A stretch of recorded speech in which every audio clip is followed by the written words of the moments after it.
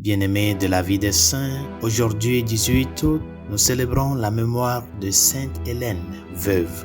Les historiens ecclésiastiques d'Angleterre croient généralement que Sainte Hélène est née dans ce pays et que selon Leland, elle était la fille de Coel, un roi britannique qui vivait en amitié avec les Romains. Constantius, alors officier de l'armée romaine en Grande-Bretagne, l'épousa. Constantin, son fils aîné, reçoit son éducation sous ses yeux. En 293, Constantius est honoré par l'Empire du titre de César, obtenant le gouvernement de la Gaule et de la Grande-Bretagne. En échange de cet honneur, il dut divorcer de Sainte Hélène et épouser Théodora, la belle-fille de l'empereur Maximien. Sainte Hélène n'était pas encore chrétienne, mais après l'avènement de son fils Constantin au trône et sa victoire miraculeuse, elle embrassa la foi chrétienne et les pratiques les plus héroïques de la perfection chrétienne.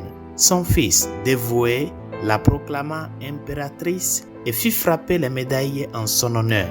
Malgré cette nouvelle dignité, elle assiste à l'office divin avec le peuple dans une tenue modeste et emploie sa fortune à la charité envers les pauvres et à la construction d'églises. Lorsque l'empereur décida d'ériger une église sur le mont Calvaire, Sainte Hélène, bien qu'âgée de 80 ans, entreprit de faire exécuter l'œuvre et partit pour Jérusalem dans l'espoir d'y trouver la Sainte Croix. Des fouilles furent effectuées et 3 croix furent découvertes. Le titre qui se trouvait près de l'une des croix, peut-être les marques des clous par lesquels il avait été attaché, semblaient indiquer laquelle était la croix de notre Sauveur. Sainte Hélène construisit 2 magnifiques églises, l'une sur le mont Calvaire, l'autre sur le mont des Oliviers. Après avoir voyagé en Orient, où elle embellit la ville de Drépanum en l'honneur de Lucien, de sorte que Constantin lui donna plus tard le nom d'Hélénopolis. Elle revint à Rome. Son voyage avait été marqué par les actes de vertu les plus illustres et par d'innombrables œuvres de charité. Elle mourut à Rome en août 328 ou 326, la 20e année du règne de son fils. Constantin fit célébrer ses obsèques avec la plus grande magnificence et érigea une statue à sa mémoire. Prions.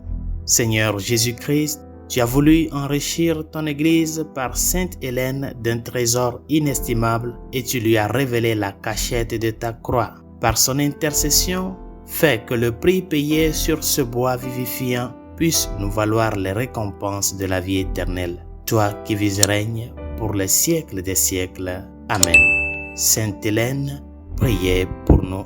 Tous les saints et saintes de Dieu, priez